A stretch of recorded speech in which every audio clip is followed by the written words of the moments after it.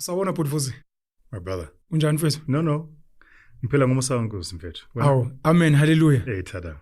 So a few housekeeping rules. No, not housekeeping. Actually, a few complaints from my side. Sure.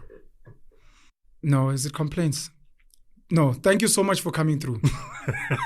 And I appreciate that you're a very busy man. I think this is what people say officially. Because we were meant to have this sit down since last year. That's right. Initially on the Hustlers Corner with DJ Spoo. That's right. And then you told me that you're kind of in and out the country, which I hope you'll speak to us about.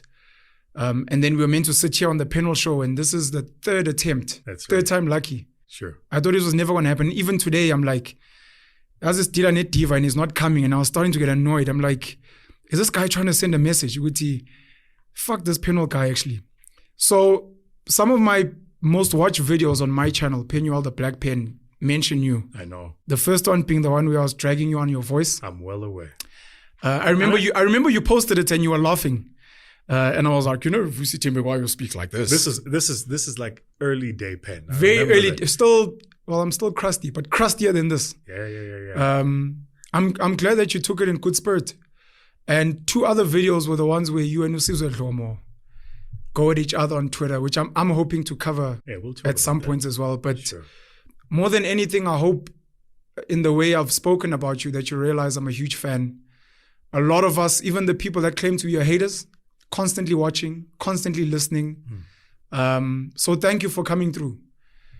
I'm annoyed that you're a diva and you're busy, but I'm happy that you're here and it makes me so happy. And I'm hoping somewhere during our conversation, your accent will slip and go Pumi Swartville. Yes, where's the accent now? Vusi, welcome. No, I'm blessed. So let me say the following, right? So I always say to people, like, there is nothing extraordinary about me except that I was raised to believe I'm extraordinary. Yeah. So when I see people who have the same inclination, I'm immediately drawn to them. So when I first saw your video all those years back, and I'm not like buying your face with this, and I'll tell you why this is important. When I first saw that video, the content was crap, but the caliber of the character, I was like, this guy's gonna go somewhere. Thanks, bro. And it's proven that, right? And here's why that's important. I think it took me a long time to mature into the space of understanding that Yes. People have an avatar of who they think I am. Sure.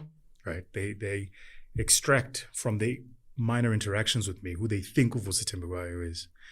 And, the systems 1, systems 2 thinking. We love putting people in boxes we've already framed. So somebody has framed a box. You talk a certain way, you dress a certain way. They're like, and that's who you are now. Yeah. And you can never live outside of that box.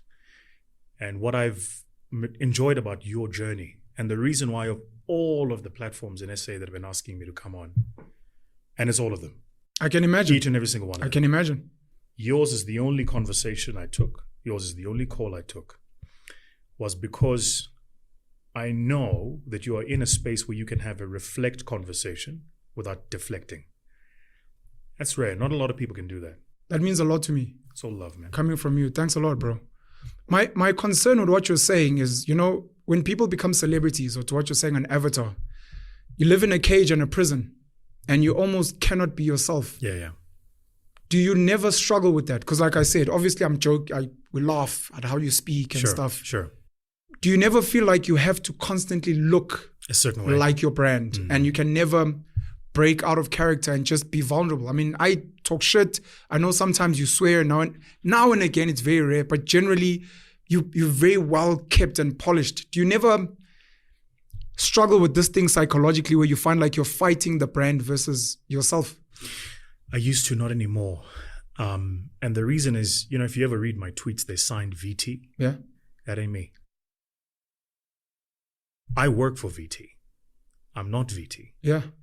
VT goes to work. He has a mandate, things he's got to deliver and do. Yeah. And I work for him. And when I show up for work, I do that. Let me put it to you another way. So, I invest in like different companies. I'm CEO of a venture firm, right? And the other day I was having this conversation with my rabbi and I said to him, this is interesting. when we are looking for people to hire, we say we have a role. Yes. Isn't that what Hollywood calls actors? 100%. In other words, when I hire Penuel, I need him to play a role. I'm not asking him to be himself. Sure. Does that make sense? Sure. So for me, that conflict was divorced when I realized that actually every single day, all of us are playing a role. If we taxi driver, you play a role. It's a fact. There are things you have to do. If you're if you're a cashier at a Pick and Pay, or you are an administrator at a Home Affairs office, you play a role. Yeah. There are things you have to do to be effective at that. And so in my mind, I kind of went, these are just the things I have to do to be effective at this. I happen to be good at doing those things. Doing those things is not who I am. It's something I'm doing. And once I was able to divorce those two things, oh man, it was all chilled. Until then, it was huge conflict. I will tell you this because you'll understand it. It was huge conflict because I didn't understand why I was hated by people I admired. Sure. I was like, how the fuck does that work? Yeah. Like, I love my people. I love my people. Yeah. Why would I be hated by the people I admire? Why would I be hated by people I want to spend time with? You know, there are videos of mine that circulate on social media. People don't believe when I tell them. Mina ngiyagibela V12 chief, whichever one that's in the garage at the time. Ngishaya iskia and go look for his sport. It's a god. It's my thing. Sure. My kids will tell you, like, Dad, don't mess with him. Nekota kebab. Sure. Right? I'm like, y'all do sushi? I mean, I go on Mr. Ding Tengi Koda. I'm that guy. Sure. And if they deliver it and it's got that lettuce, we're going to have a problem. There should be no lettuce. Sure. Gukot. Do you understand? Like, keep lettuce the fuck out of it. Yeah. Ingena lettuce gukot. That's me. So I know who I am. I know where I come from. I love that. And I'm plugged into that. And then I didn't understand when or how. For whatever reason, the people who, in the main, not completely, but some of the people in that space didn't identify with me anymore. Yeah. That was a tough, rough couple of years, man. So the part you were saying about a role reminds me of a Kanye West clip. I don't know what talk show he was on, and he was saying young children have got all these huge dreams. Yeah. And when a child jumps on a coffee table and they want to fly because they're Superman, someone will say, teach your child how to act. Yes. And he was saying we're all actors and we need to break through the simulation. Beautiful. So it ties in with that, which is very powerful and it's real. Look, we're all born blank canvases, and over time we are put into roles and you almost get imprisoned. If you're a taxi driver and you want to be yourself, the passengers who are used to other taxi drivers who act will teach you. Akwenziwa kanje. Absolutely. Why are you opening the door for us? Why are you saying, yes, ma'am, yes, akwenziwa kanje? Absolutely. Bizwa ngomageza. Omageza abenzi kanje. Absolutely. Kwenziwa like this, and then you almost get forced. My fear when I study human beings is I think a big part of what's causing mental illnesses and depression today is so many people conflicted in their heads around who they want to be, yes, sir, who they're supposed to be. And at some point, because I've got this imagination of a board of directors being your ancestors in your head, and they're always bickering. Because Ukokbani and Mkubani, they want to dominate, right? And that's who your personality takes after. And Ukokowak was like head of the risk and audit committee. So they was like, don't say that, Penuel. Now but now you've got that board of directors in your head, which is your ancestors and your genetics you were born with. And now you're introducing new data. Number one, you're speaking a language they don't understand. Number two, you're in a space where you're trying to behave in a way that even they don't understand. And that becomes the conflict of them inside you fighting this. And I think that's where the clash happens. And it's beautiful. I want to try to figure out, do you feel, at least in your work, you've managed to harness the board of directors in your head? Have you gotten buy-in and this is what I was trying to, or is there still a conflict where they still like, look, but as soon as he gets home, because that's all we understand. Yeah, except that, so no, there is no conflict because I don't see them as opposing ends of a team. I think they're a continuum. Okay. The one plays defense, the other plays offense. Okay. And depending on the strategy we're playing, different teams have to play. Yeah. Right. It goes to the way I speak English. I love hearing the criticism. When did you start speaking like this? My whole life, as Never. far as I know. It's but impossible. let me answer you. Mommy, may I please have some milk? So let me answer you this way, right? So if you like I've got recorded video content of mine at 17, the first time I won the World Championship in public speaking. I've got recorded video footage of mine at 15 when I first started public speaking. I've got recorded video footage of mine at 13 when I had just won there was like a mini contest, and I had won like a mini contest of, all the under 13s were doing kyokushin in that particular like part of town or whatever. And I watch and that guy is a consistent guy. There's no change there, right? So I think what has morphed over time, and I want to find the right words to explain it, so you must be patient with me. Sure. Isn't it we agree that you can be a bookkeeper and a chartered accountant? Mm-hmm. Both are in the same discipline, but there are different levels of proficiency. Yeah. Right. But to acquire those levels of proficiency, there's certain things they have to do to prove themselves capable of working at that level. Right. What do I do? I'm a global speaker. What does that mean? That means in a week from now, I'll be in Tokyo. A week after that, in Kuala Lumpur. A week after that, in Brazil. And everywhere I go, I am completely relatable. Yeah. So what South Africans say, he doesn't sound South African. No, because I'm a globalist. Yeah. I sound how I need to and have been trained to. This is important. You don't wake up talking like this. Yeah. I was trained to. This is why I'm the highest paid speaker in the continent. It's because when I land in Nigeria, I hit. When I land in Mombasa, I hit. When I land in Beijing, I hit. When I land in Los Angeles, I share the stages with the biggest guys you guys follow on Twitter and on social media. And every time I get off, they go, God damn, who's that guy? That's you flexing, boy, but we feel it. But the point is, it's because I take what I do seriously. Yeah. And if the choice is to choose between remaining who I was in the small confines of this environment and becoming who I have become in the broader context of the global environment, for me, that's not a choice you want to make me to make, because you're not going to like the decision that I'm going to take. Sure. So that's how I think of it. It's like, and by the way, I'm completely easy, right? This is why there are some people who I'm sure you've heard this criticism a lot. And people go, how well you speak English is not an indication of your intelligence. Sure. Yeah. Who said it was? Because I didn't. Yeah. And I think those who say that are flaring up their own inadequacies. Of course. None of us, certainly in my experience, who spoke English in a particular way said, well, if you can't speak it this way, you're therefore less intelligent. Sure. My feeling is, and I don't want to be insensitive, but I think it's true, that those who were unable to speak English at a particular level of proficiency inferred of themselves to be less intelligent. True. But only you can make you feel that way. It's because it's not me. It's not me. It's certainly nothing I've done. Mina mawufuna sihlale sixoxe isiZulu bafu. Ayikho inkinga naloko singakwenza. Ngakhuliswa ekhaya mina kuthiwa whatever language you speak it properly. Yeah. Kungakho kunabantu who will listen to me speak isiZulu and then they have it's like the matrix glitch. Sure. Okay. What's happening now? Yeah. But it's just because when I'm in the context, I understand the role. And when I'm in the context, I know what I need to do to be effective in that environment. I want to say something very quickly. It's not selling out.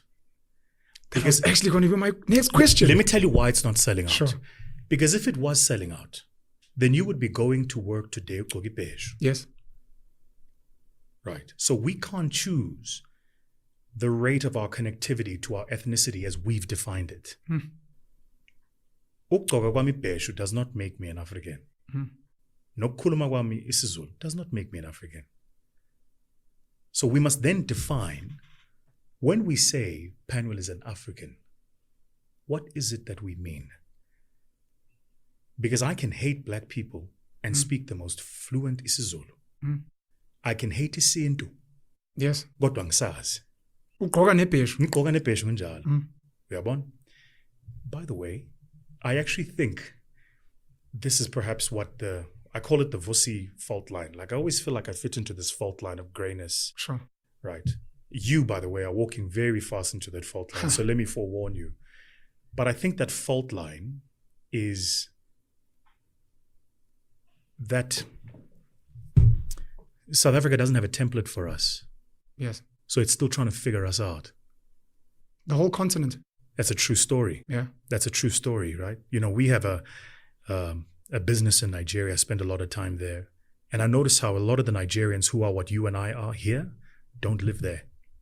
True. They don't. You'll find them in London. You'll find them in Dubai. You know, that's where you'll find them. You'll find them in the US. And I think the reason for that is similar to SA. There's no template yet for this guy who can be African and asazi isintu sakhe. Sure. But at the same time, harbor a set of views and engage critically in thought and come out with an outcome that we would not have naturally come out at. That's why they will say you're a sellout. It has to be the only way to explain it. So yeah, I mean, that's how I think of it, you know. 2012, my brother was graduating at Rhodes University, and two of the biggest takeouts for me there, besides my mom was on a plane for the first time, which made me very happy. He introduced me to an amazing group called The Soil. The Performers?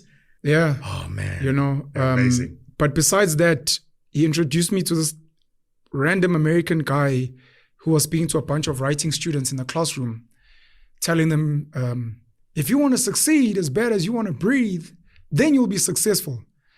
And that sparked a fascination in motivational speaking for me. E.T.? That's Eric Thomas. Yeah. Then I found the Les Browns.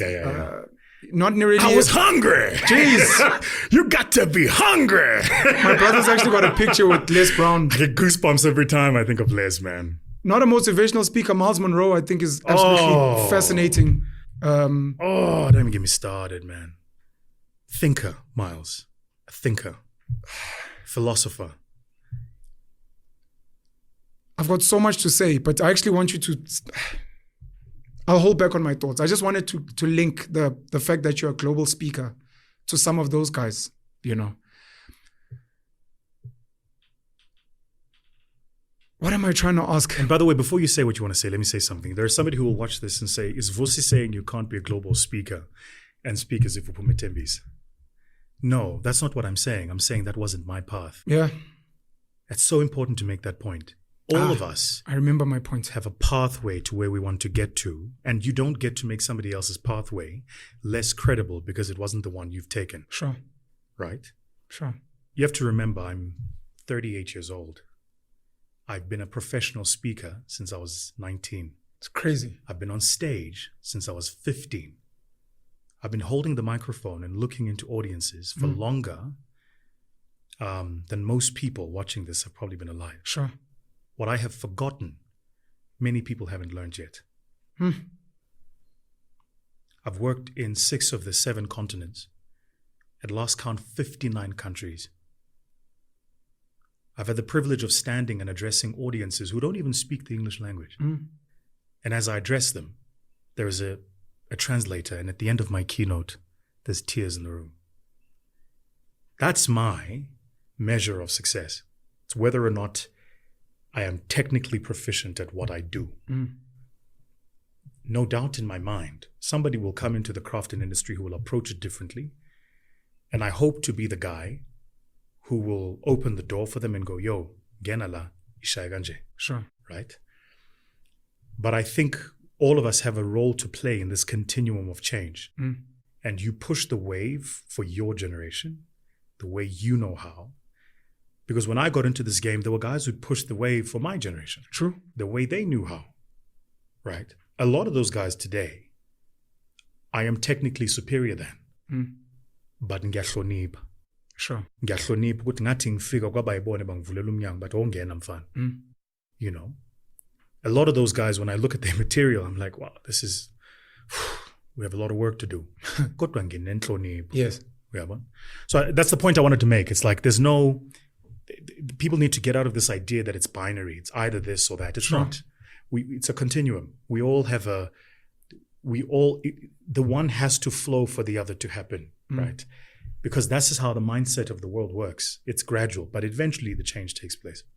I think what I wanted to link earlier from Eric Thomas, Les Brown, and the rest was when you look at the local speakers. Yes. Speaking is very vast. Yes. The two guys that stood out even to this day is yourself and Trevor Noah. And when you were speaking about English, I wanted to link, I don't know if the term is entomology or what. Both of you guys are very big on that. And I've realized, at least for me, English is just but one language, which is actually a mixed masala of many languages in the past. I find that people that tend to be hyper intelligent, in my opinion, besides being well-traveled, are people that have the ability to take a language or words and break them down and find the history. Yes. Trevor goes into other languages as well, but I've seen that you're big on that. Yes, it's very important. You're big on taking this word, what is its origin? Is it Latin? Is it Greek? What did it intend? And why is it here now? And by the time you've done that exercise, you've learned so many other things about life, which add depth to your talks that people sadly, I feel they probably don't appreciate. So, you're going to get me hot under the collar. The average person watching this understands about my industry as they probably do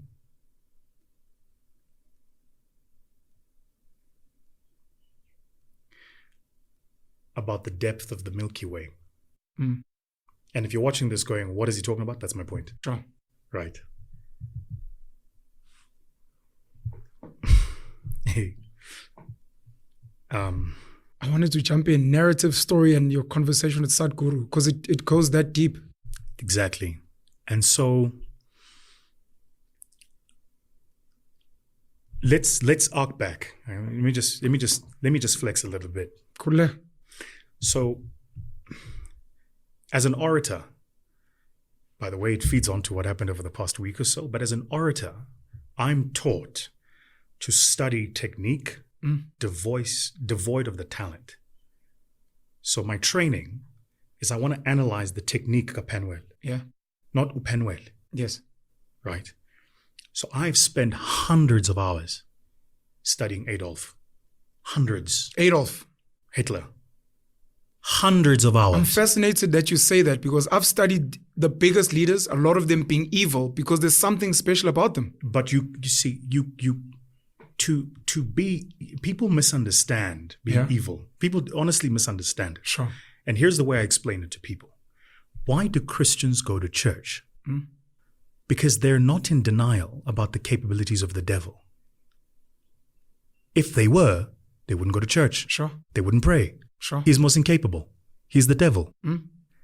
You can't be evil and be incapable. Yeah. Because then your evil is of no consequence. Sure. So when I study Adolf, Mussolini, and I've hundreds of hours I spent watching their stuff, and an order of magnitude more hours watching, as I call him, the singer, not the public speaker, Martin Luther King. The greatest orator, in my humble opinion, of all time, Frederick Douglass, somewhere in the middle. And anybody who's never read any of Frederick Douglass's speeches, like you haven't lived. This guy had the ability to arc language into story and fabric story into experience with 3 words back to back. And he would just hit you, man. I always say, as I love hip hop, I could never do it. Yeah. But maybe that's the admiration. Hip hop was our school, man. So for me, I think of Frederick Douglass as Do Me and the Volume. That's how I Stogie remember T. it. That'll tell you my generation. Sure. Stogie, We're the young old. people call him now, right? But the guy's ability to manipulate words is unbelievable. So when you see a speaker, right, and you hear a few words and you say, just speak English, just suit, scam. You're not reflecting me, you're reflecting you. Yes.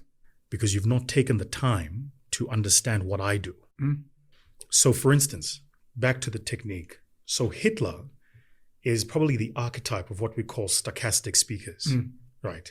He speaks like it's a drum beat. Sure. This was Hitler. He had a rhythm. There's another guy at the moment in politics in South Africa. Of course. Very popular. Everyone Firebrand. knows him. But this is how he speaks. He's got a rhythm.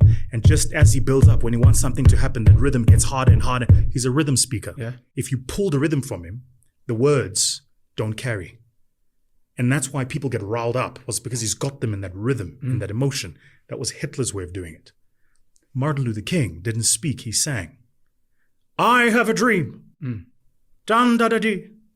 Da dan day. That one day. He didn't end words. The word went into the other.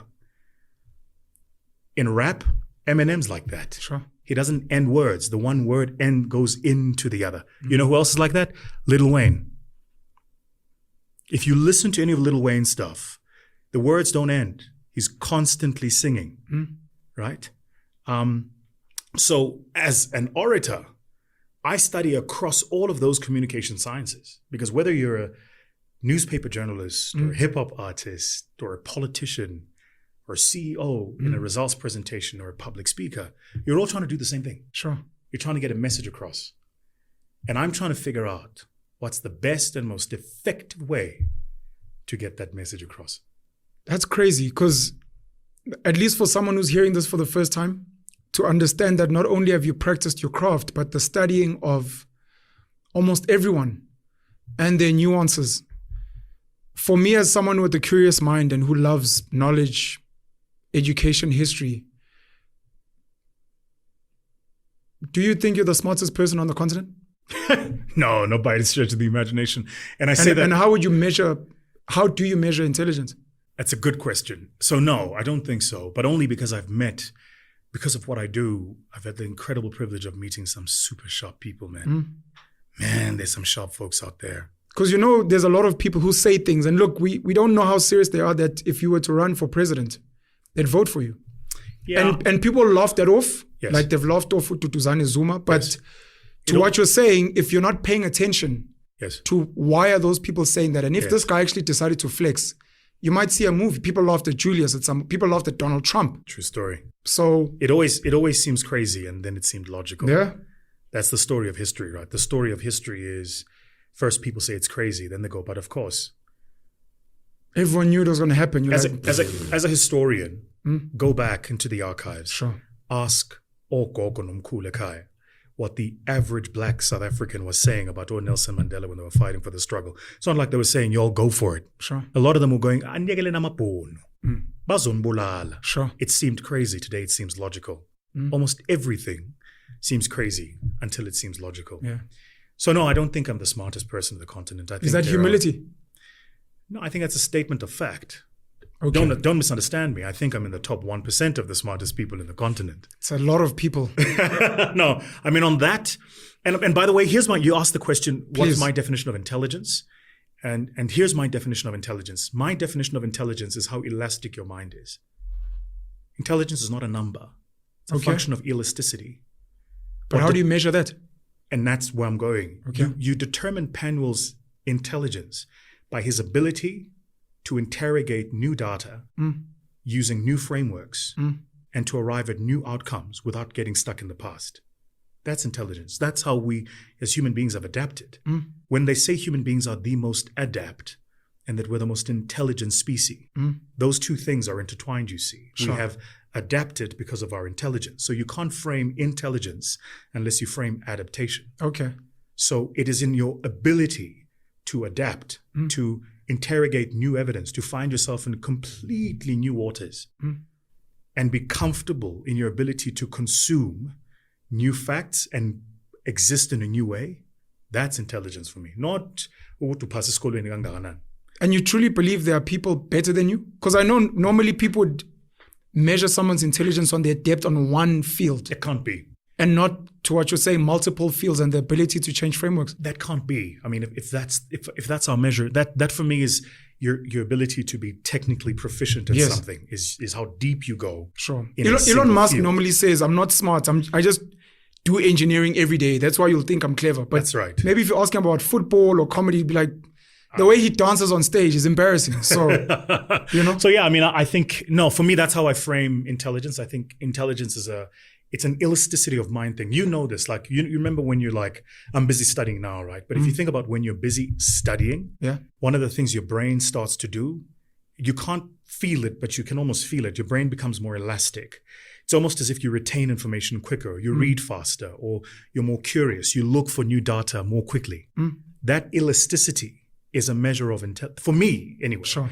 So when I look at an intelligent human being, in my world that's ever-changing, fast adapting, I'm looking at your ability to come into a space where you'd be completely unfamiliar. Sure. And within a short space of time, create a familiarity for yourself. Do you believe those people should be running the country, the continent? It's a tough question because to run a system, you typically need structures and measures. Okay. And those people are great at designing. They're not great at running. Okay. They don't want to be managing things. Aksabo timekeeper. On a Wednesday. That's not what those people do. Those people ask the question, why must you arrive at 8 o'clock? Not did you arrive at 8 o'clock? So here's another way. I was explaining this to a client of mine who is having a challenge migrating their team into the remote workspace. Right? Sure. They're like, it's this remote thing and 4-day work week, blah, blah, blah. So I said to him, where does the 8 to 5 workday come from? Do you know? He says, I don't know. I said, well, the first industrial revolution preemanates from the United Kingdom, London. In the winters, right, at the time, the sun would rise sometimes as late as 7 in the morning and set as early as 6 in the evening. Now, because there wasn't a proliferation of electricity at the time, the British decided that it wasn't safe for people to work at dark. So the British invented for us, they did, the work hour and work day, 8 to 5. So you're watching this, the company you're working for has got in your employment contract, employment hours designed at a time 200 years ago. Sure. And we're completely comfortable with that today. For me, that's what I mean by intelligence. It's not your ability to go be at work 8 to 5. It's your ability to go why 8? Sure. And why to 5? And to think about how do you create a framework and an environment where people can understand that. So you're saying people that run a country should be ops people. And back in the day, obviously, you'd have, I guess, the philosophers. Yes. And you're saying people that should be running countries are ops people. I'm saying people that should be running governments are ops people. And the smartest people, according to you, should just feed into the psychology of what should be done. And again, I don't divorce those two. I think you're going to have incredibly capable and smart people at that operational layer. Sure. It's fundamental. Otherwise, the operational layer won't hold. Sure. But I am saying those people who are constantly flexing at the guardrails of society, people who are pushing the boundaries of what society defines to be normal. In my experience, and it's just my experience, they are limited when you plug them at that level. Sure. They're better used when you plug them at a different level. That's why a lot of us you'll find as entrepreneurs, or you'll find them in creative arts. It's precisely because we want to be able to flex. Penuel wants to be able to flex. He doesn't want you to tell him what time to be at work. Sure. He wants you to adjudicate him on output, not on, so for him it's productivity, not present. 100%. Right. And for those people, it's just a different way of working. I think where the world is challenged today is creating a harmony between these two groups of people and how they function and work. But if you think about the greatest leaders of our time, the most visionary leaders of all time, they typically have tended to be the people who push the guardrails and then are very good at surrounding themselves with those operators. Sure. Because once I've pushed the guardrails and I've set a new way of working, somebody has to make sure the train arrives on time. I'm not that guy. You'll never go into politics? Or at least anytime soon? Or at least feed into politics? Because listening to you, I'm realizing that if we're going to agree with that framework, a lot of our government people on the continent are just not even listening to the arguably creative, intelligent, dynamic minds. I don't even know if they're good at ops. I mean, I think if you study politics globally, that's not a uniquely African thing. Fair I just enough. think it's what politics attracts. And that's a different question, by the way, which is I'm curious about this and I want to get your answer on this. Which one creates which one? Does the system of politics create the quality of politicians we have? Or is it the quality of politicians we have who create a system that perpetuates them? I must answer that? Yeah. Jeez. It's a chicken and egg question, but I genuinely want to know. I think the answer to that, for me at least, is I think our political system is almost got nothing to do with the politicians and almost everything to do with the wealthy elite and mostly their progeny, their descendants, who normally don't know what it takes to build anything.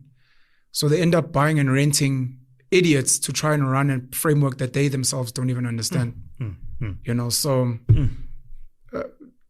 A big issue that I have personally is new money is not well trained on the history of what it takes to build anything. You look at new politicians in South Africa, they never built anything. They weren't trained.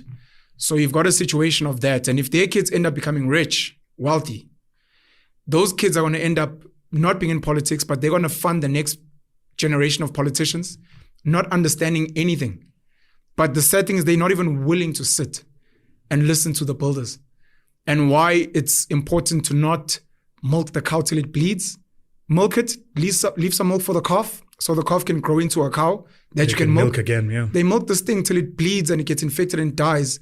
Then they wonder tomorrow why you have no cattle and no milk.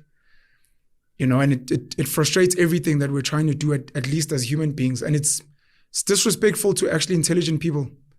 And it's very frustrating for intelligent people when people who have the power to influence, and not just politicians, but the wealthy people that fund them, are so short-sighted and they are self-destructive because they are so greedy. So greedy, they end up killing their own customers. It's mad. You're automating McDonald's, Steers, KFC, Mr. Price now, and tomorrow you're going to wonder why you don't have customers. No customers, yeah. But you've eroded the whole middle class. Yeah, silly, because you were just greedy. So that's my answer. I was asking you about politics and being president. And when you're going to run. Believer, Penuel. And every time in my life I have argued with God, I've lost. Who's every God? Time. Sorry, you mentioned something about a rabbi earlier. I Yes. actually wanted to touch on... Yeah, we'll get to that in a minute. So every time in my life I've argued on Nkulunkulu, I've lost. Every time. Every time. So I have surrendered my life. Some people call it to the will of the universe. Others define it as Allah. Whatever you define God as, it's pretty clear that we are not here by accident. It's the very existence of human beings, what it took for Earth to exist. These 16 kilometers between the surface of the Earth and the outer layer of our stratosphere that sustain all life, all biodiversity as you know it. This is 16 kilometers. It's not a lot. And when you think about the miracle of that, the billions upon billions of us that have inhabited this earth, the trillions of diversity of species that exist, most of which are still undiscovered to this day. We're foraging the Amazon forest in parts we have not even discovered new species. We're trying to get to Mars when we've not reached the depths of our own oceans. That, to me, I refuse to believe is simply scientific confluence. I think there's a grand plan. We can debate who the planner is. Sure. And if we want, no, or who they are. Yeah. Or what they are. Can be committee. Yeah. We can debate that.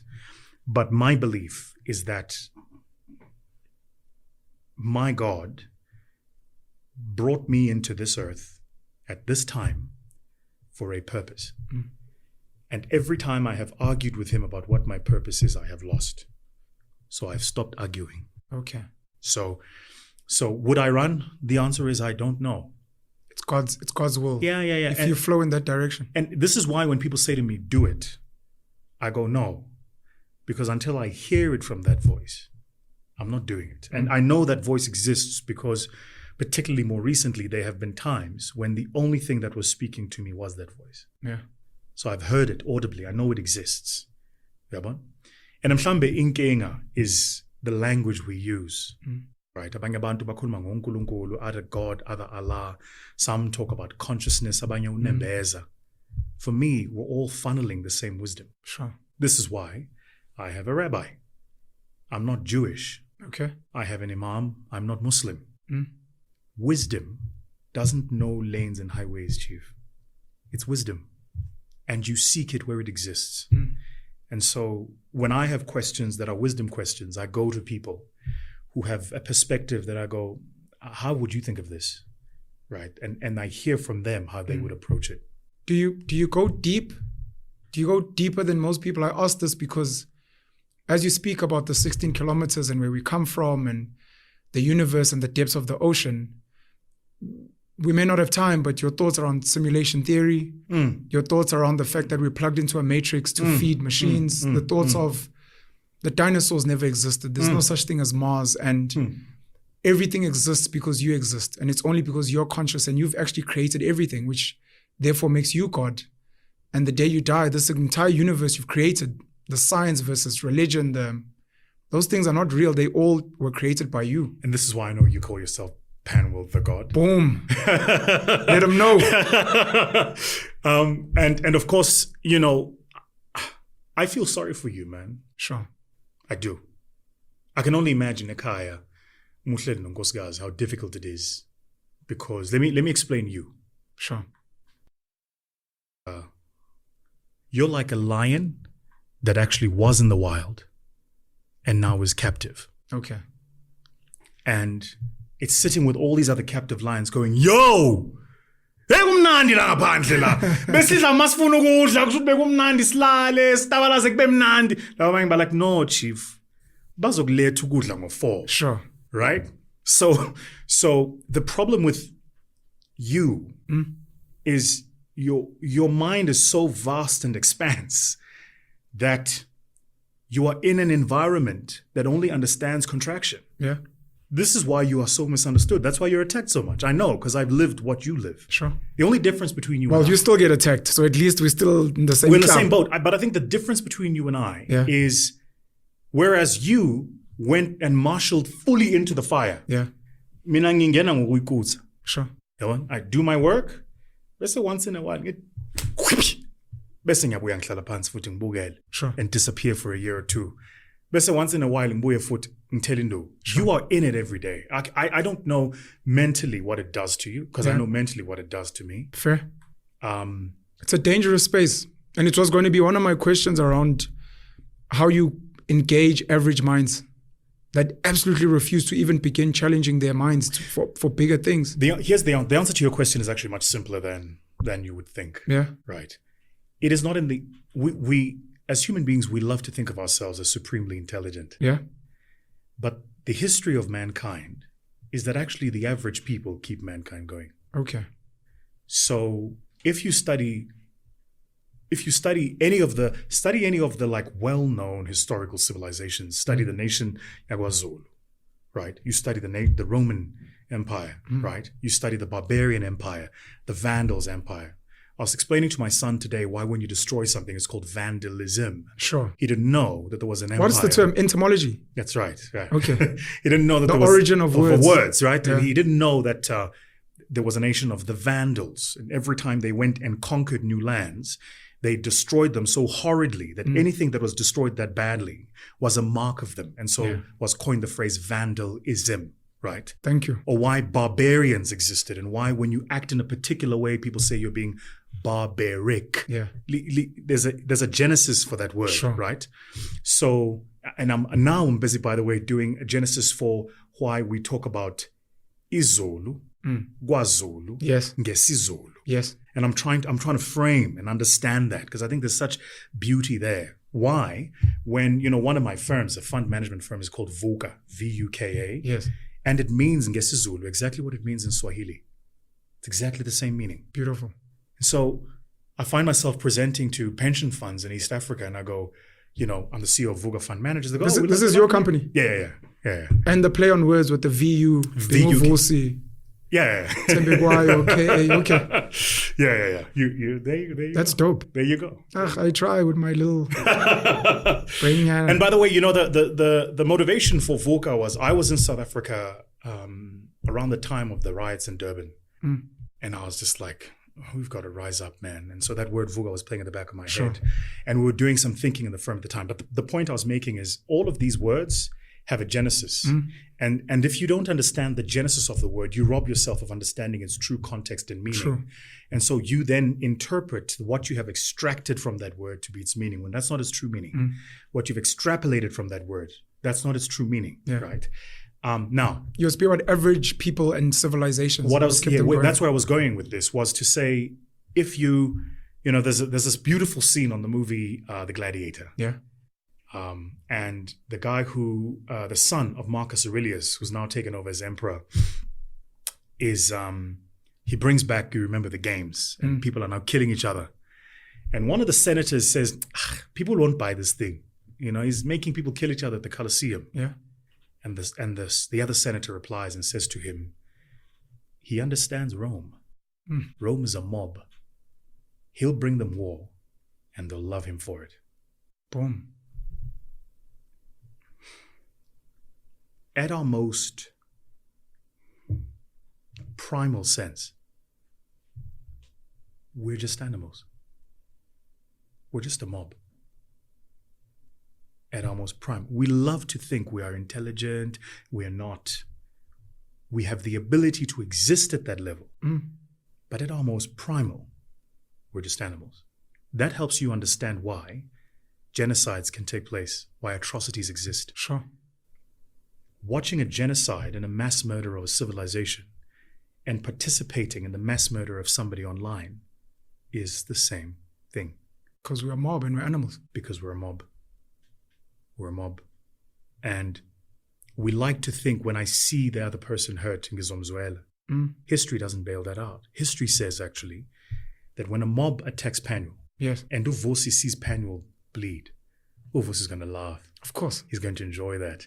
Right? The Germans call it Schadenfreude, to draw pleasure from the suffering of another. That's human beings at their most primal nature. Cancel culture. All of it. It's us at our most primal nature. Every person watching this loves to think, myself and you included, sure, that we're smart. Yes, we have the ability for that, and certainly the capability to exist at that level. But when the SHIT hits the proverbial, all of us default to that primal. All of us. Have you left us? You know, when I first spoke to you last year, you were telling me you're in another country. You're like, look, I spend a lot of my time here. I'm like, but don't leave us behind. Have you left us? I've heard rumors of Johan Rupert checking out of South Africa, and he's been selling a lot of his stocks. And I, if it's true, I know a big part of it was his resentment at the mob. Sat with Given Mkari at the chairman's, I don't know, it's called the chairman's interview or conversation. And he tried to extend a hand as Father Christmas, which he said he's not, to say, look, if you can bring young, talented black people, I will bring my old, rich, white friends, and let's try and find each other. And the mob online attacked him so aggressively. And I'm sure some of his mates laughed at him and like, we told you. We told you, yeah. And he started saying things like, look, my children feel in danger, so we're leaving. And the bulk of his wealth, most South Africans don't even know, sits in Switzerland with Richmond. That's right, yes. So I'm asking, have you left us? Have you abandoned us? I know there's a lot of talented South Africans that are moving to Silicon Valley, places like Dubai. Not as many people speak about places like Hong Kong, etc. Have you abandoned us, Vusi? Have you left us alone to fend for ourselves? I think ngicela ukuphendula kanje before. When I was 17, right, I won the national competition in public speaking, and I had this amazing opportunity to travel to Australia. Hey, mate. Australians, let us all rejoice. So off I went to Australia, and the most amazing Waltzing time. Matilda is what I know. That's it. Sure. Have you ever watched Muriel's Wedding? I haven't. Is that a movie? Man. Is it like stereotypical Australian? It's like Crocodile Dundee cheesy. Jeez. It's terrible, Muriel. You have to watch it. Oh, mate. It's a bender. Oh, yeah, boss. I love rugby, so Vusi, can we go for a breakie? They never finish their words. And it's, Vusi, can we go for a breakie? Remember the first time I heard that, I was like, what the hell is a breakie? Like breakfast. I'm like, why didn't you say the full word? Anyway, so I remember when I was 17 and it was my second international trip, second international competition, and 2002. Yeah. Gives you a sense of how long I've been at this game. I'm 37, by the way. You're 38. So 38, we're a year apart. By a year. Yeah. So anyway, off I go. And Oled Lami said something to me I'll never forget on that trip. Watu mamami. Mdana, kusho ukuthi noma ungayaphi. Home is in you. You'll never leave home. Your body might not be there, but your body doesn't have to because your heart is. So here's why I'm answering your question in that way. Because, Bafu, I've tried. I won't lie to you. This country has pained me more than I could tell you. It's brought me to the brink of tears, my country. Doesn't appreciate you. And especially the people that you're trying to inspire, motivate, and maybe hustle for. And that's the part for me that confuses me. And let's spend some time talking about that because I feel very strongly about that. That's the part that confuses me. That's the part I don't understand, right? So anyway, the short answer to your question is, no, I no longer live here, But as we speak, you're coming, I think, to my office tomorrow. You know, we've just opened a new office right here in Rivonia. Congrats. From my office, I overlook Sandton City. Discovery is on the other side of my office. Glorious. I occupy a floor. I've got a beautiful pan view of all of Joburg, right? Because when I made the decision that actually, fuck it, I was like, okay, then I'm going to do it properly. Sure. Right. So home is here. As we speak, we're busy raising for the VUCA Fund. Yeah. That's a Southern Africa fund with a focus on, it's a sub-Sahara fund with a focus on Southern Africa. And so a lot of the pension funds I'm speaking to are here, right? But here's the other answer to your question. My work requires of me to work in the future. Okay. Right. As a speaker, that's what I talk about. The future. My very first book, which now has sold over 1 million copies, the Magna Carta. Jeez, congrats.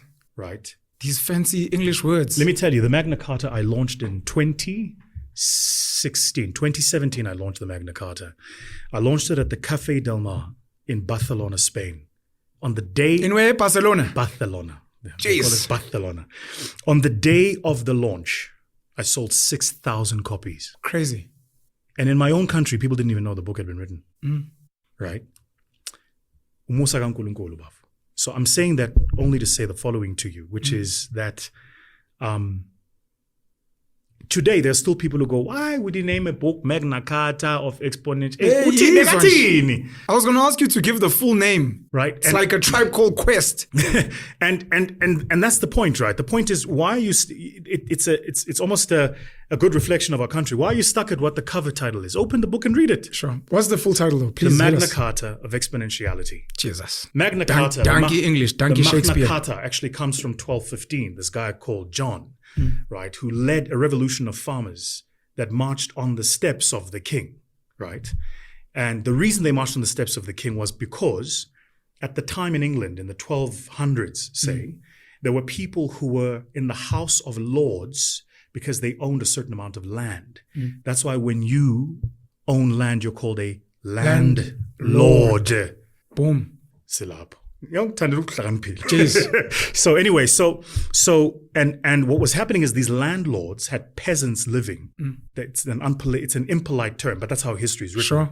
These peasants. We still have peasants now. They probably have a different name, which is but politically correct. Sure, right. We now call them the masses. Sure, right. And then 2-3 generations time, somebody will go, "Why did they call them that?" Yes, that's derogatory. So they had, and those peasants were made to pay a certain levy to the landlords, who paid a certain levy to the king. That's how the king lived. And what happened is the king pushed up the levy. The landlords pushed up the levy to the peasants, and the peasants were like, we can't pay this. Sure. So this one particular farmer leads an entire revolution. They march through the streets, and they eventually arrive in the city of London, which, by the way, most people don't know, that the person who actually founded the walls that protected the city of London is an African, a man called Severus. That's why my crypto startup was named Severus. Do you tell enough of these stories? Because the story is amazing. It's hard to, because angitospecies khuluma ngokuthi ngezinto zamanje. Okay. You know, I think the point is we can have this conversation because that's how we are tuned in, but most people are not there, right? But go and read up about Severus and who Severus was. Literally the walls that were formed around what then became London were built by an African. Yeah. Without that African, those walls of London would not have existed. And he did so to protect London from all the other, kind of tribes that are trying to attack it. The point I'm making is this. So all of this is happening. This guy marches on the street, he basically gets to the steps of the king. The king is forced to now sit with these people, and they're like, look, chief, if you don't change the rules, you're out. Sure. And they force him to write a charter. The Latin for it was a Magna Carta. Beautiful. The Great Charter. That charter is the foundation of some of the rules and laws we hold to be true in society today. It was the first time it was written on paper that all men are created equal, that all men will be presumed innocent until proven guilty by the law. It was the first time those ideas were written on paper, ideas we live by today. For me, all of this is important because I don't understand how you function in a society with a set of rules and you don't understand their genesis. Yeah. This is why a lot of people find it difficult when you say, but that thing doesn't work anymore. Sure. We're so harped up on tradition and we're not willing to adapt to innovation because just because we've convinced ourselves that the way it was done is the best way for it to be done. That's why everybody today is talking in South Africa about you to have direct candidacy running for public office, right? Why must you have political representation?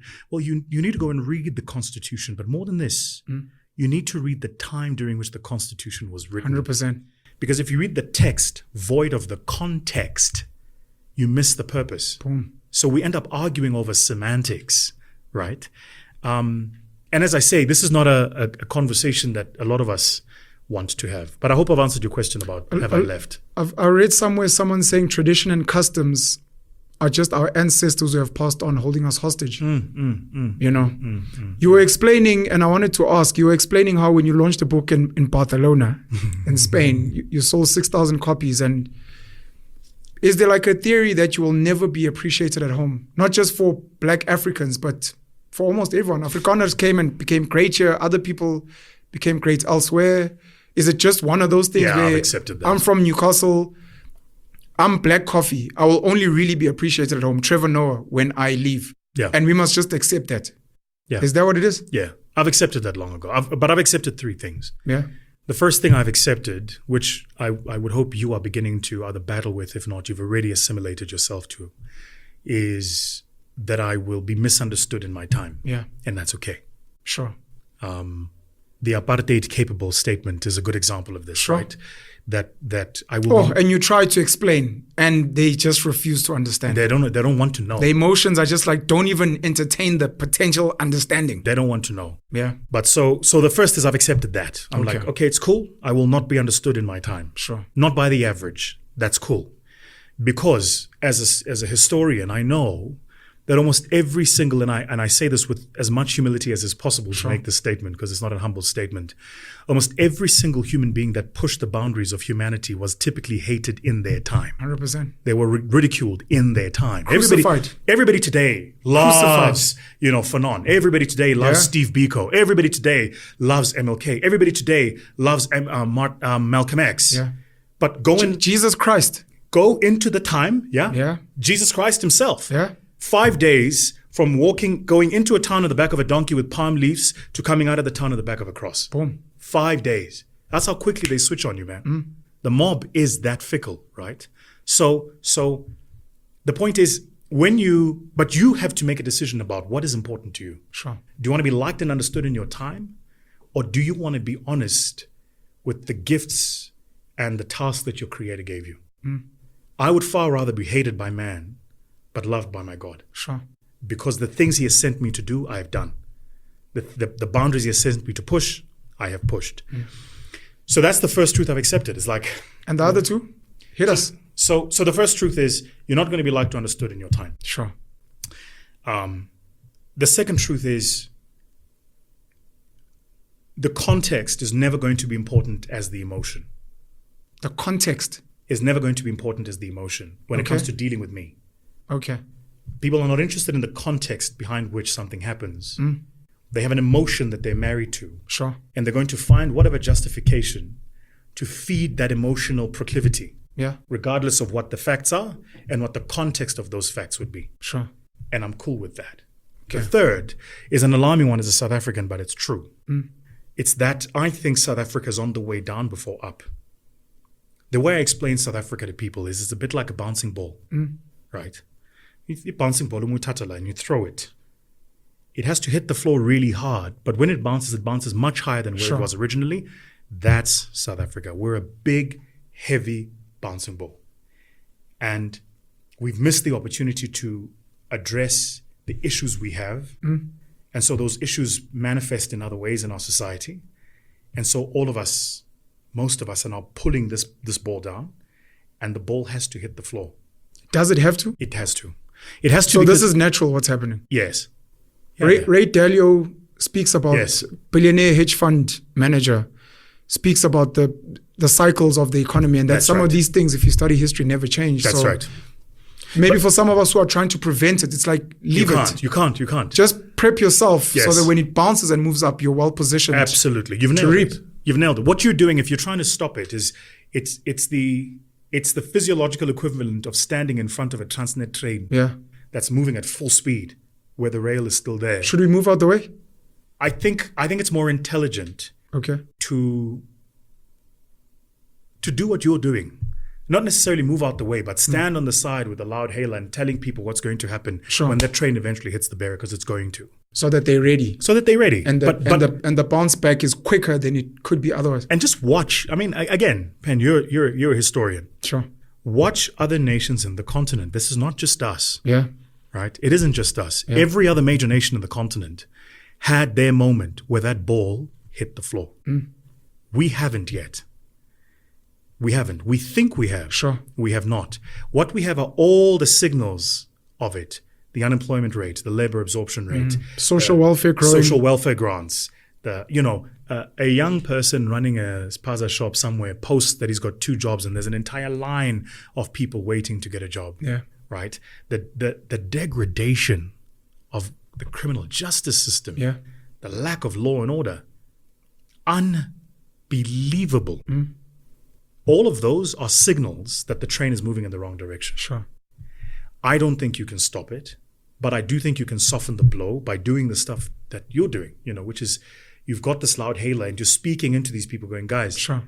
when this thing hits, these are going to be the consequences. If you chase away your 100 Yeah. as a good example, who suffers the most? Sure. Because it's very nice for us to laugh and clap hands and let's say abelungu say we're leaving. And the question is, who does suffer the most? And by the way, I don't have to answer that question. The Sure. answer to that question is study history. Just go next door to Zimbabwe and see what happens when you do that. Some of the smarter, sorry. And by the way, and if you think we are, I don't know, different, we're not. Sure. The average Zimbabwean on a literacy level, you and I both will agree, outshines the average South African 100%. because their education system is so good. Sure. So what do you think happens if the impact is the same, but the quality of education is not even the same? And, everything that's happened south of Central Africa, people migrate south. Where's our south? Rutendo Matinyarare, a Zimbabwean guy, is a mate of mine. What a guy. I saw the interview we did with him. He said, when you look at, because black South Africans are arrogant on the continent, and largely not because of anything black South Africans have built, but what British colonizers and Did he say that? And white Afrikaners have done. If you compare black South Africans to other black Africans who generally own and run their economies, black South Africans on average are much poorer. Yes. So to what you're saying, never mind what's going to happen. If you compare the average Zimbabwean now who is struggling and having to grow their own food, they can grow their own food. They may not have money or whatever, but they are wealthier, smarter, stronger. Some of them even physically. That's why some have been argued to be the ones behind some of the crimes in South Africa, cash in transit, because the way they trained militarily and stuff is much more grittier than us. So if you think about, in my world of venture, right? I remember, I've been in the venture game for just over a decade now. And 10 years ago. So in venture, we have this measure called a unicorn. A unicorn is a company that has a valuation of $1 billion or more.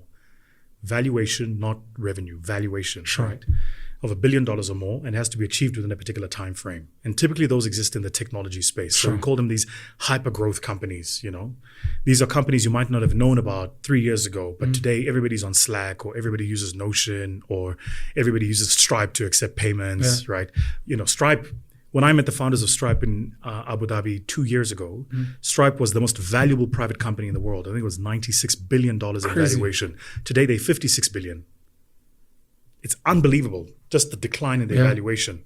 But the reason Stripe exists is because there's an actual use case, and it'll go back way above 100 billion. Okay. So the smart, institutional, particularly North Hemisphere investors just hold on, izodlula. Sure. Valuation loss is just a loss on paper. It's not a real money loss. But the point I was making is this. In my space of venture, 10 years ago, besihleka the rest of Africa.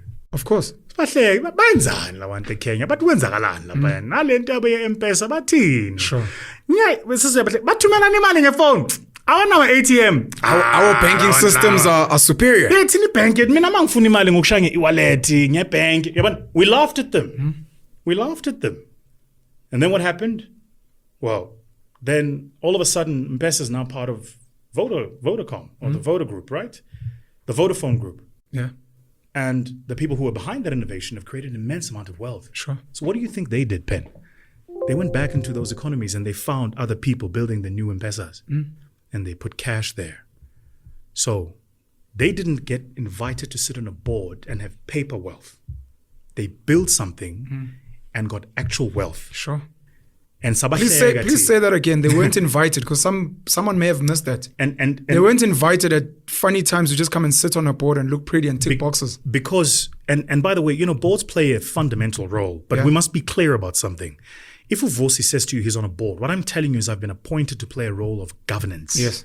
Not value creation. 100%. Founders create value. Executives create value. Yeah. Board members don't. They don't. Oversight governance. And so, njengabantu abamnyama, if we want to be deliberate about transforming the South African economy, we shouldn't be arguing over how many board members listed companies have. We should be arguing over how many founders are listed. That's the conversation. That's why I'm so angry about what happened to Usisa. How the fuck did you guys let the guy who built Rebosis? What the fuck? What more do you need? Smart, educated, technical. Guy comes from banking into law into real estate. Waqala phansi chita, waqala phansi ngephepha wabhala billion group idea why register. Ends up listed and you fuckers let that shit slide. And then you tweet about it. Oh, tragic. What the fuck? But you understand why, right? That's the I know exactly why. Because business is actually I know a exactly mafia. why. But the point is, this mob, this is where I'm angry with the mob. Y'all got to tell me something. This mob that attacks Penuel, you can see I'm animated now. This mob that attacks Penuel on Twitter, this mob that attacks Vusi on Twitter, where is that mob? Yeah. To attack when a Sangebulana is clearly facing pressures that you... And here's how I know what happened to Cesar, because I've seen it happen with me. Yeah. They attacked his business. They attacked his credibility. Sure. There were articles being published about, there's a jet, he's paid, he hasn't paid. Yeah. That's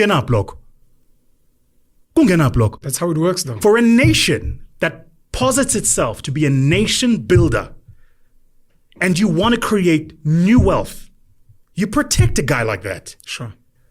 Because let me tell you, Nchan,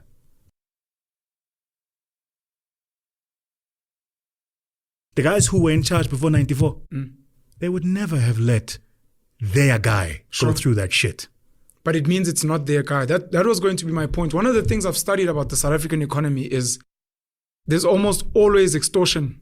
And you almost always have to partner with the right mafia guys, of which I'll say this, I'll own this, but a company like Anglo-American, globally, you kind of need them to own shares in your business to be protected. So I don't know what's happened to Caesar's company. I sense there was some reckless lending somewhere. But the reason you protect him like an African bank, or the reason they'll do it is because they have a stake. And arguably sometimes it's because you didn't let the right guy own a piece of your business. You said something. You asked a question about, whether I believe in the Matrix and all of those things. Yeah. I believe in it, but differently. Sure. I think that the most foolish amongst us are those who think conspiracy theories are just conspiracy. Sure. I think that the most foolish amongst us are those who believe that there is no agenda. Sure. This whole thing is just happening by itself. It's the people who believe that the free market is truly free. Yeah. The free market is free for those who are given an opportunity to be in it in the first place. Boom. Right. And so the point is, how do you let that happen? And by the way, there is Usisa, and we could just keep going down that list. No, there's a long list. We study them, but the quality of education and intelligence and knowledge in this country doesn't allow you to engage conversations like that with the average South African. Let me just say something. That, by the way, is on purpose. Of course. I don't think the miseducation of the average, the miseducation of, to use that unpopular phrase, the masses, is a mistake. Yeah. I think it's on purpose. I think it's deliberate and it's intentional. It perpetuates the very same patterns of issues of ownership, access. So I was talking to you about what's happening in East Africa today. Yeah. In East Africa today, Julian, my good friend Julian, right, and guys like him who are funding startups, they're not using money that they got in shares somewhere. They're using money from businesses they built. Boom. Where 10 years ago, Tina Besbahlega, And today, they're sitting in the money. Today, if you look at the most valuable startups across Africa, who would you looking at? Jumia, Kenya, Paystack, Nigeria, Flutterwave, Nigeria, and I could just keep going. And in that list of 10, there's maybe one South African, that's Yoko. And somewhere in the top 20, maybe top 30, Naledi's business or Aisha's business, Sweep South. That's it. I sit in the venture forums, my guy. I see the ideas coming. We're not building. Now, here's what it means today. Today, it means siyahleka because we say our country is more beautiful, blah, blah, blah, blah, blah, blah. Sure. But what is the point of you living in a country more beautiful where you're not creating the economic resources to enjoy that beauty? Yeah. And so what will happen, as is happening already, is that those nations, because they have had their bounds, that was my point. Sure. So the average young person growing up in Nigeria, I'm there often. The average young person growing up in Nigeria is not waiting for any government grant because they know it's not coming. Sure. They're not waiting for it. They're not waiting for any government scheme to fund their business. That's why maba computer nat bayashaya. Because when business plan lakho lithe hamba uyesifa uyocela imali. Yena business plan lakhe lithi ngingathengisana namhlanje ukuthi ngibe nemali kusasa. Go get customers. That's where the money is. That's why bayashaya. And I speak from experience, right? These are people that when I started interacting with them, I was like, whoa, the hustle spirit here is unreal. Sure. It's like, you go to Nigeria, my guy, you will never just walk. You will, if you're in mainland, you can't just walk from one street corner to another street corner. Ngana muntu okustopila kuthengisela something. Sure. La siyahleka mawenza kanjalo. Nimbonile uPense kamela phana ukhipha ama pamphlet. Sure. Uye kumsebenza ebank uvula podcast. Bekathi wenzani? Sure. Right? And then in 10 years' time, Pen is now the Joe Rogan of Africa. And I speak that upon your life, right? Thank you so much. Pen is now the Joe Rogan It's a of manifesto. Africa. Amen. Hallelujah. And all of a sudden, Pen has got this immense wealth. And the guy who was sitting next to you in the bank saying uyahlanya wenzani Sure. is now coming to you going, Yeah. Ziyakhala. Because the mindset needs to shift and change. So, I know like we said a lot, but for me, for me, if I'm honest, that's my main frustration with us. It's almost as if we refuse to see The what's power right in front of us. The power of travel. And you need to tell people something like Uksuga from a rural village in South Africa to a Joburg to feel that hustle spirit. Go to Nigeria, go to New York. So that's the power of travel and immersing yourself in spaces where there are high performance people, which is one of the things I've heard about Dubai now, because I spoke to a mate who's currently in Dubai and I asked him about Silicon Valley. He's like, at some point, Silicon Valley was the place. He says, in his opinion, high-powered people with money looking for ideas are currently there. And I wanted to ask you now, the intelligent young people in South Africa, when we were speaking about watching this thing bounce, hit the ground and bounce back, and how we need to make noise. Do we need to be going into exile, into spaces that have a lot of resources, making noise from out there, and trying to accumulate those resources so that when it crashes and it bounces back, we're ready to come back and build? There is a portion of that happening already. That's why, all Vusi are now sitting with a head office, that's at the DIFC in Dubai. That's exactly why. Should the rest of us be trying to look into stuff like that? I would definitely. Who's going to be educating kids on just some of the companies you mentioned that people don't even know exist on the continent? If we know miseducation is funded, who's going to try and help Vusi, who struggles with chasing information, I hear you, to plant those seeds so that it's easier for them? So it's a very good question. And I think where we have to appreciate each other, and it's actually where I think you and I both have been fairly poor in terms of how we have. And when I say you and I mean not only you and I specifically, but also the centers where you and I exist is where we've been fairly poor, is in creating a coordination of efforts. Yeah. If I opened to you today my Rolodex in the Middle East, we could flip you up 10x. Impact, scale, access, like this. Sure. And I wouldn't have to do the work because you're doing it. So I think for me, that's what's this bridge we need to create. Yeah. There are some who must stay, hold the fort, educate, build, do what you're doing, mass evangelize. Sure. And then there are others on the other end who must go, look, I'm in the business of creating wealth and accumulating capital, but I see you. Sure. And I'm going to, right?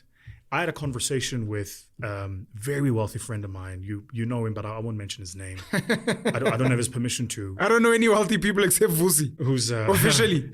Who's he's a Jewish Zionist, and he was talking to me about how much of his money he sends to Israel. Yeah. And man, I was like, what? Like it's telephone directory numbers. Yeah. It's like, why do you do that? He says, because we as Jews understand that there are some who must man and protect, as they call it, the homeland. And those of us who are sent out into the exiles of the world to build the banks, the pharmaceutical companies, the retail companies, the chains, the mass chains, the media companies. We must send them the resources. Yeah.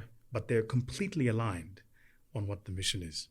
And I think that's going to be the need for our generational mission. Now, it won't be a popular mission because in the degrade are people who are enjoying the degradation. 100%. Right. There are people sitting on and watching this thing go wrong and going, Mayiwe vele, sifuna kube kanjalo.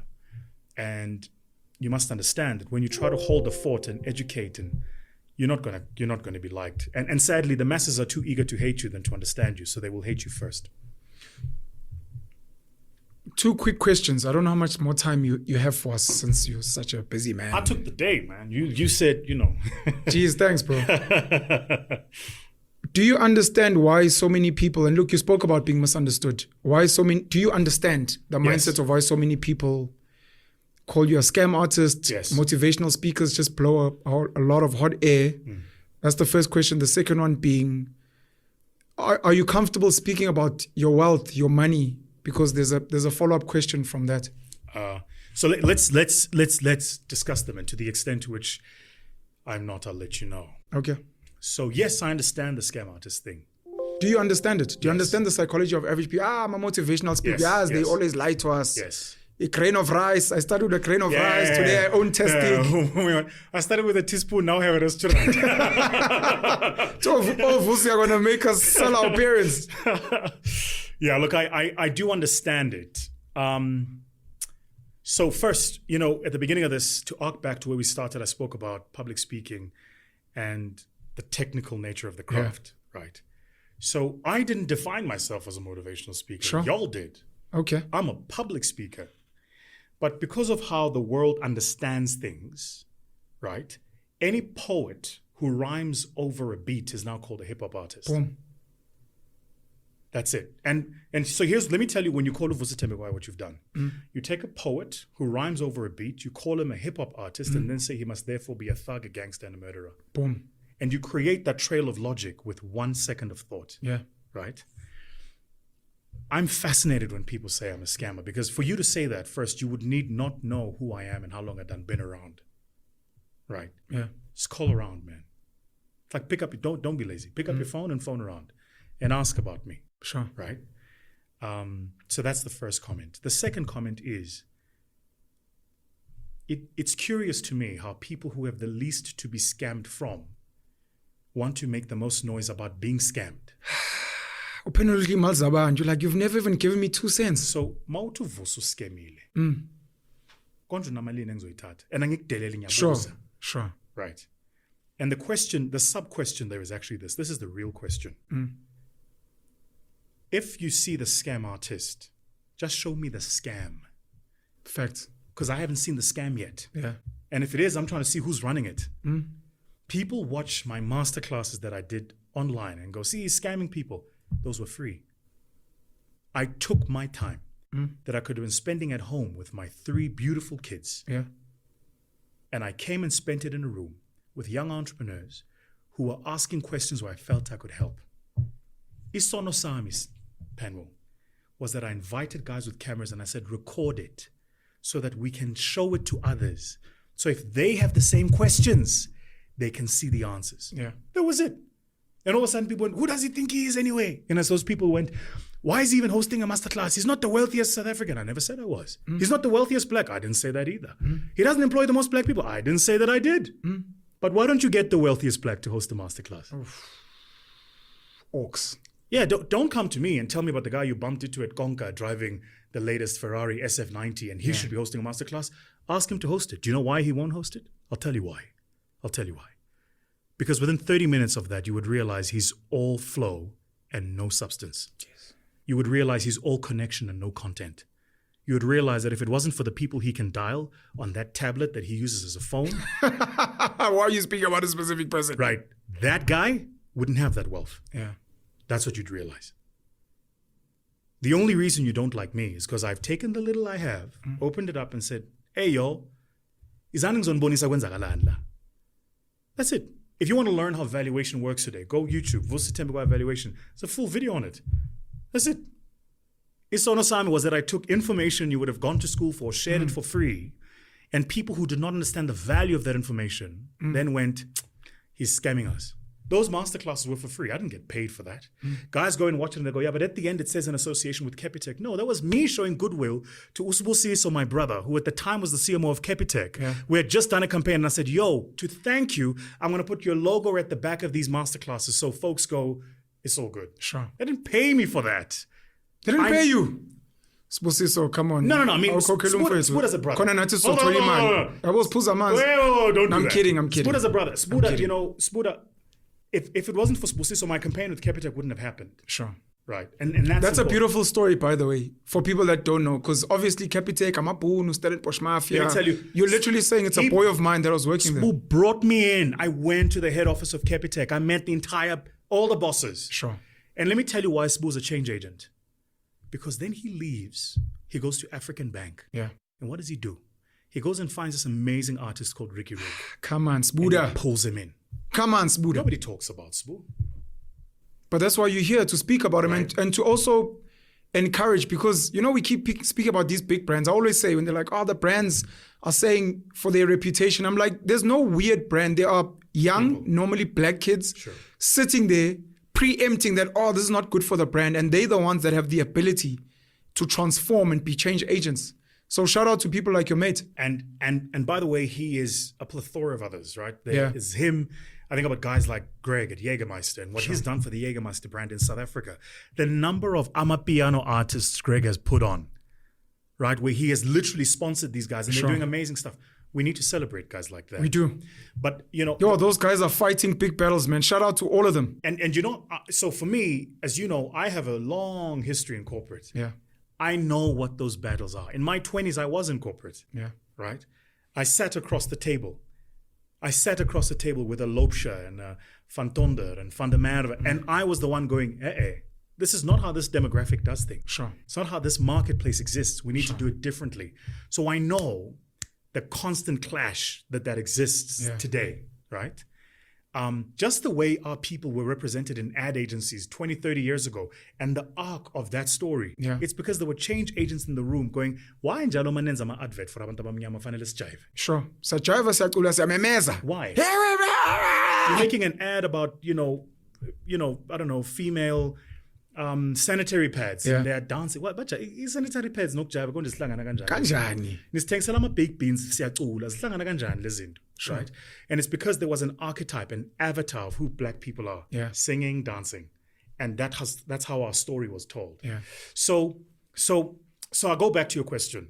The scam artist thing, I've even given up trying to answer that. I'm like, you need to believe whatever you want to believe. Please don't ever give up. I know the power of propaganda, and as boring as it is, you must always be like, I'm not, what. That's my opinion. Sorry. Because I know it's very noisy out there, and someone will be hearing you answer that for the first time. That's why I have some of the energy, but it's not good for the mind. And it's very distracting.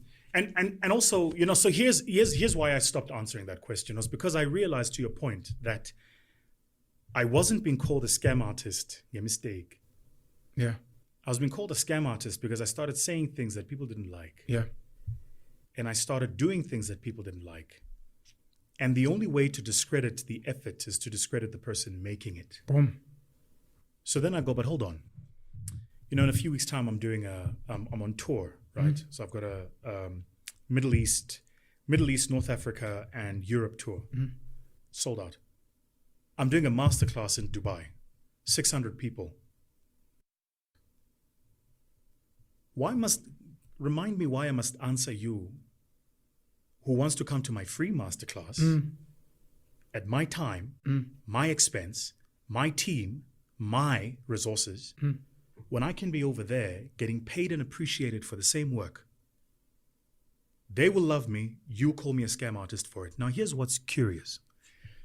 Is it not curious to you that the poorest nations are the ones who call knowledge merchants scam artists?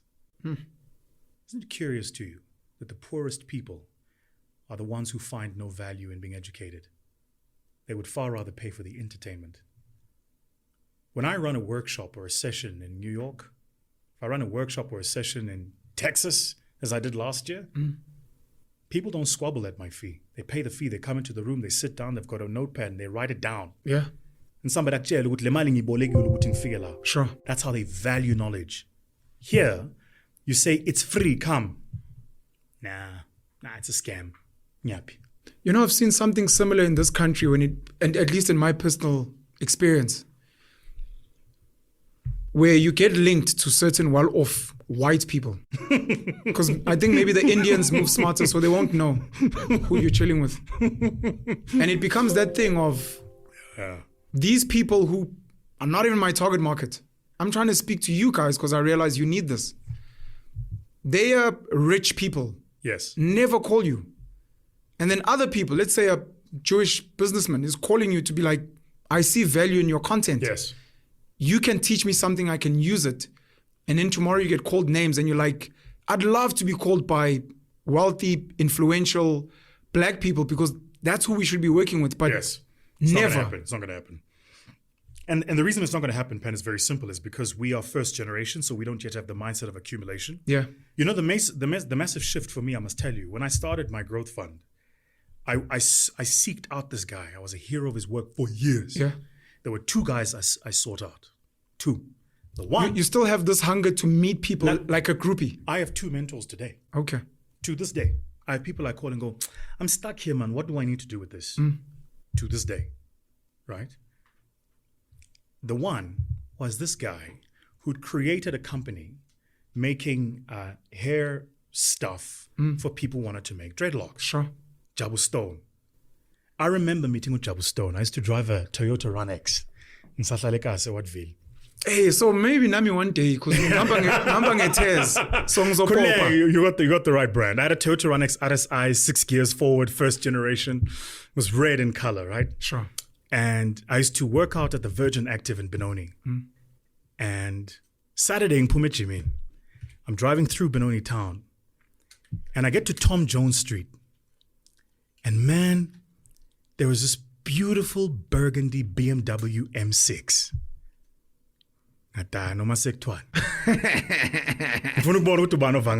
Sure. I pull up in front of the car. Here's this guy standing there talking to a friend of his. They grew up together. He's got dreadlocks. He's just chatting. It's Jabu Stone. I said to him, It's so important what you did there. I said to him, Jabu and I connected. Yeah. Right. He was the first I did that with. Years later, I'm working at a company called Metro Cash and Carry.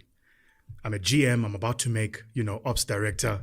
Sure. I buy a BMW 645 Ci, quarter to 7. I'm that guy. Black, burgundy interior. Don't worry, it's coming. Black, burgundy interior, sunroof, 20s. Yeah. Yes, and a life, cheat. I find out that there's a BE structure that Medcash had done a deal with. Yeah. So I go, who's in that structure? They say, this guy called Biggie Villagas. Who's he? CEO of Easy Gas.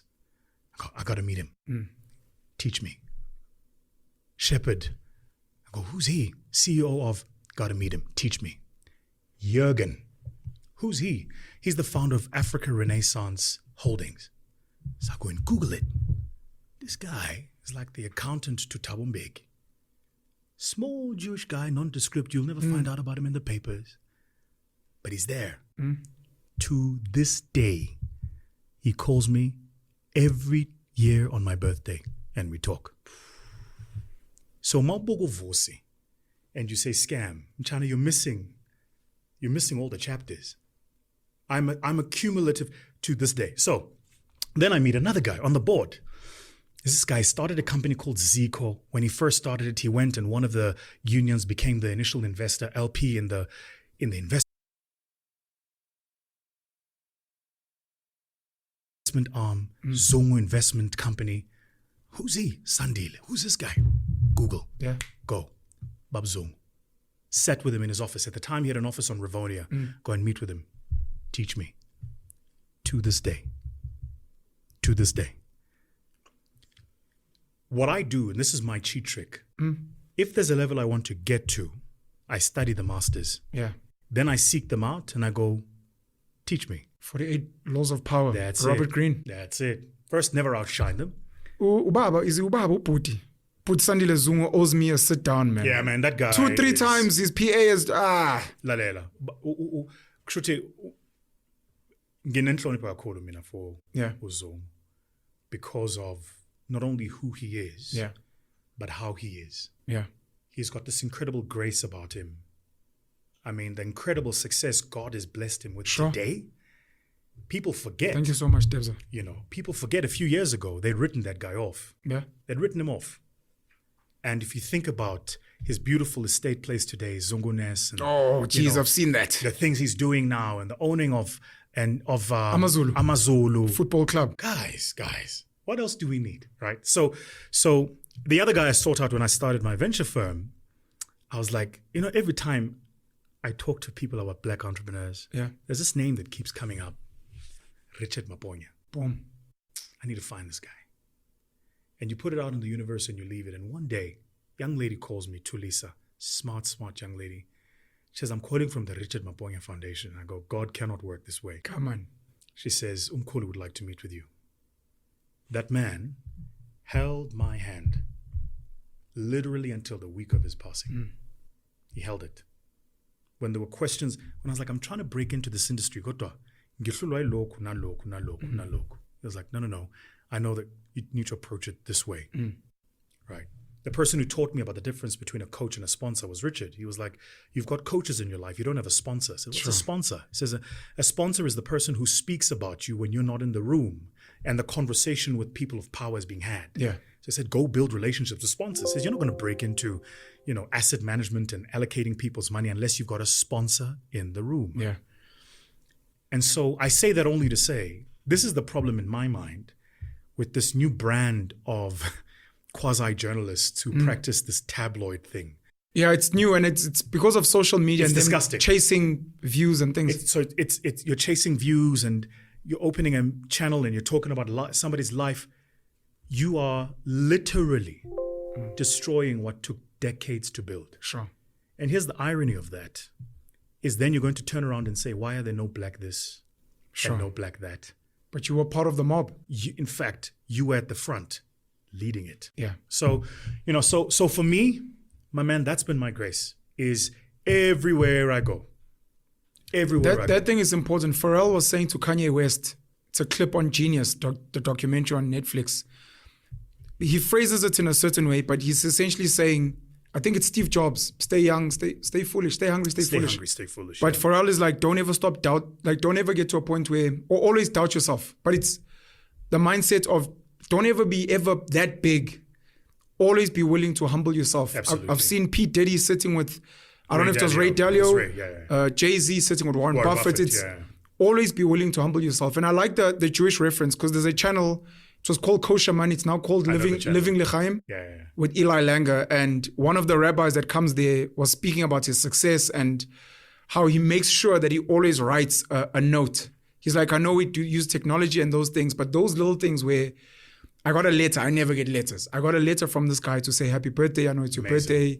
Those things have an impact. And one of my favorite entrepreneurship stories on the continent is a gentleman by the name of Alexander Thompson Pine, I think. From America. One of his elders was South American politician. He went to China, learned Mandarin at night, learned import-export, was picked out by some New York billionaire. I see what you're doing. Come and help me run. They started doing telecoms around the world. He eventually stumbled upon Angola. When he got to Angola, he was like, this is fertile earth. No one has done anything here. I'm coming to blow it wide open. Became wealthy, he loved Angola, he settled. And he spoke about one of his wins was this person at the harbor that he needed favor with. And he couldn't get through to this guy. He found out that the guy was going to get married.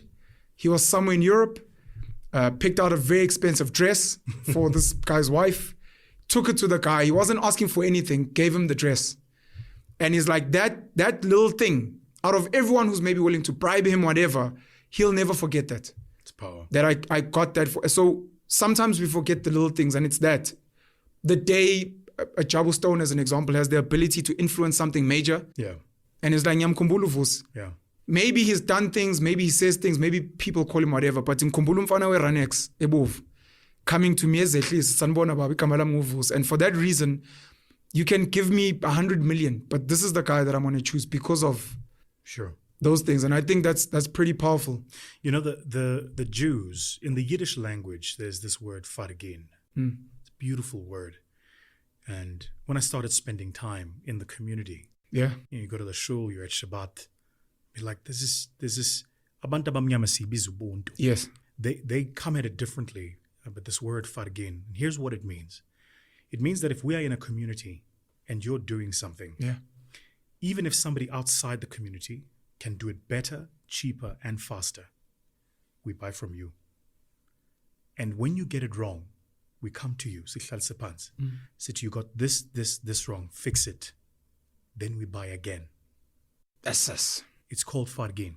Go and look it up.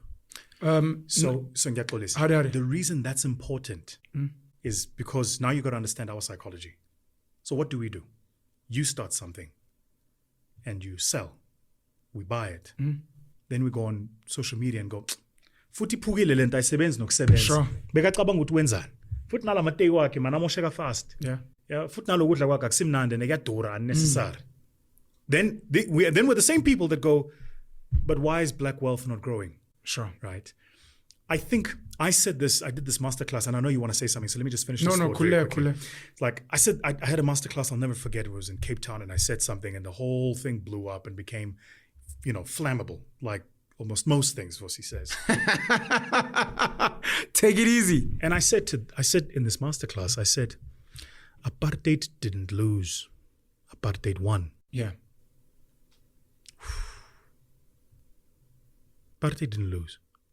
Not only did it win, it's still winning. The project of apartheid was not only about the exploitation of the many for the few. It wasn't just about making black people believe they were inferior. The more insidious project in apartheid, its most successful outcome, and I use the word successful for a lack of a better one, so don't get touched with that, is that apartheid was there to convince black people that none amongst them was worth anything.